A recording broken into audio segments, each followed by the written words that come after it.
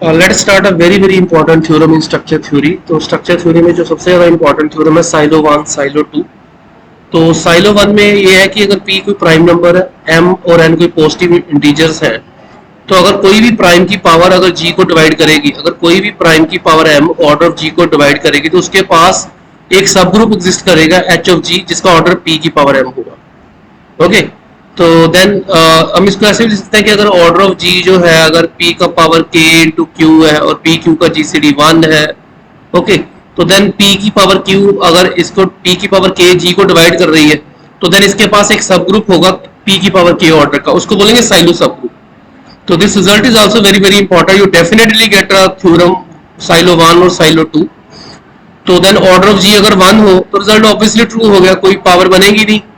तो let us suppose that the result is true for all the group जिनका order जी से कम है, यानी कि अगर के है, अगर के का ऑर्डर जी से कम है, तो देन अगर पी की पावर के ऑर्डर ऑफ के को डिवाइड करेगी, तो इसके पास एक सब ग्रुप एच आएगा, सब ग्रुप एच जो के का होगा और इसका ऑर्डर पी की पावर के होगा।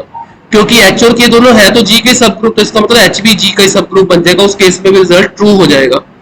तो पी का पावर एम, तो हम सपोज कर रहे हैं कि पी की कोई भी पावर जो एम है वो किसी भी प्रॉपर सब ग्रुप को डिवाइड नहीं कर रही। तो एनी प्रॉपर सब group is doesn't divide any proper सब ग्रुप। लेकिन ये पक्का है कि जो इंडक्शन लग रही है कि जिस भी ग्रुप का ऑर्डर जी से छोटा है, अगर उसको कोई पी की पावर के डिवाइड करेगी तो उसके पास सब ग्रुप उस ऑर्डर का होगा। लेकिन under condition we have suppose कि पी का पावर एम किसी भी प्रॉपर सब ग्रुप को डिवाइड नहीं कर रहा। अगर नहीं कर रहा तो then we use a class question. तो क्लास क्वेश्चन हमें पता ही है कि ऑर्डर ऑफ जी जो है that is equal to order of Z G plus order of G बटा ऑर्डर ऑफ एन ए। और यहाँ पे हम लिखते हैं कि जो ए है वो जेड जी को बिलोंग नहीं कर रहा। अगर ए जेड जी को बिलोंग करता है तो कंज्यूगेट क्लास में एक ही एलिमेंट आएगा, और हमें पता था उस केस में नॉर्मलाइजर जी के इक्वल आता है। अब क्योंकि ए जेड जी को बिलोंग नहीं कर रहा, इसका मतलब नॉर्मलाइजर जो है, ए अगर जेड जी को बिलोंग नहीं कर रहा, नॉर्मलाइजर जी के इक्वल नहीं आएगा, यानी कि जो नॉर्मलाइजर है वो प्रॉपर सब ग्रुप बन गया जी का। तो प्रॉपर सब ग्रुप है जिसको, इसका मतलब पी की पावर एन इसको डिवाइड नहीं करेगी। हमने ऊपर हमने सपोज किया कि पी की पावर एम किसी भी प्रॉपर सब ग्रुप को डिवाइड नहीं कर रही। तो now P power M doesn't divide order of N A. तो पी की पावर एम जी को डिवाइड कर रही है, शुरू में हमने प्रूव किया कि पी सपोज किया पी का पावर एम ऑर्डर जी को डिवाइड कर रहा है। तो इसका मतलब अगर मैं इसको ऑर्डर नॉर्मलाइजर से मल्टीप्लाई करूं, डिवाइड करूं, कोई फर्क नहीं पड़ेगा।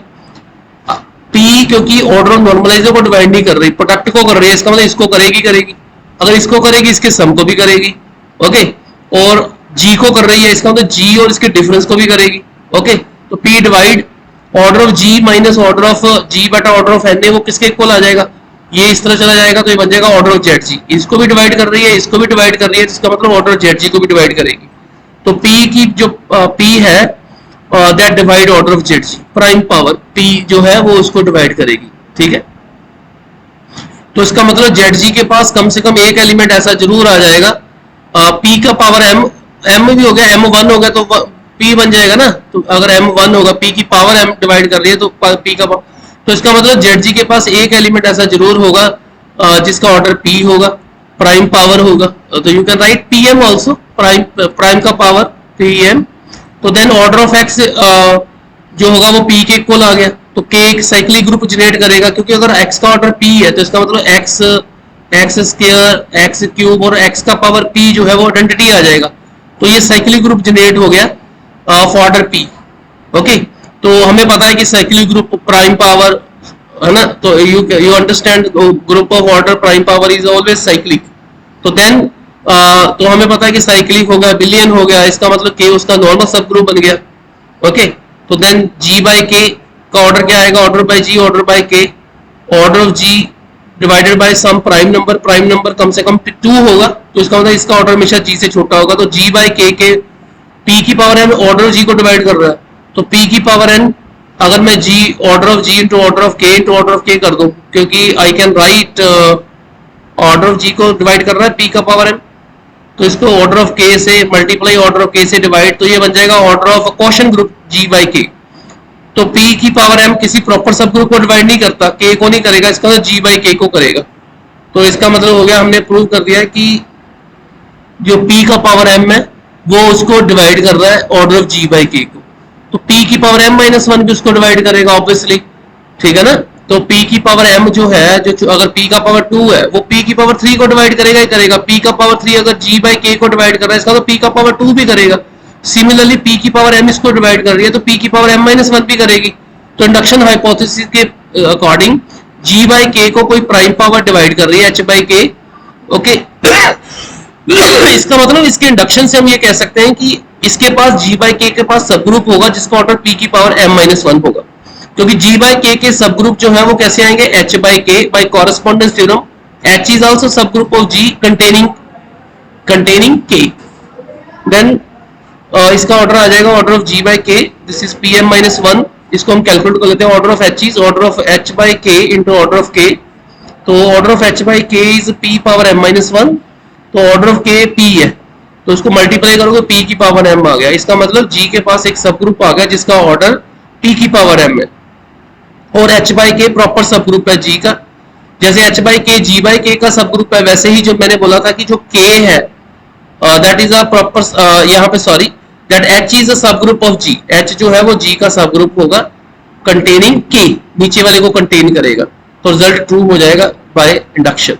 तो ये दिमाग में रख लो कि जो कॉरेस्पॉन्डेंस थ्योरम है, अगर g बाय कोई n है तो इसका सब ग्रुप आएगा सम k बाय n ले लो, ठीक है। g बाय n का सब ग्रुप आएगा k बाय n, तो जो k होगा वो g का सब ग्रुप होगा, k विल बी सब group of g containing n, जो n को कंटेन करेगा। ये कॉरेस्पॉन्डेंस थ्योरम है, उससे आया, यानी कि ये g है एंड यहाँ पे g के सब ग्रुप आएंगे ऐसे, g बाय g का जो क्वोशंट ग्रुप है वो बन जाएगा g बाय n, और क्वोशंट ग्रुप के जो सब ग्रुप है वो बनेंगे h बाय n टाइप, है ना। तो h जो होगा वो n को कंटेन करेगा, ये दिमाग में रख लेना। This is very very important result and we have done कि g के पास एक सब ग्रुप आ गया जिसका ऑर्डर p की पावर m है। This result is very very important. तो साइलो सब ग्रुप का डेफिनेशन भी यही है कि silo group of order n हम बोल सकते हैं अगर प्राइम की पावर n g को डिवाइड करे लेकिन उससे हायर ना करे। अगर silo group of order p की पावर n बोलेंगे तो pn g को डिवाइड करेगा, pn प्लस वन नहीं करेगा g को divide. This is the definition of silo सब ग्रुप।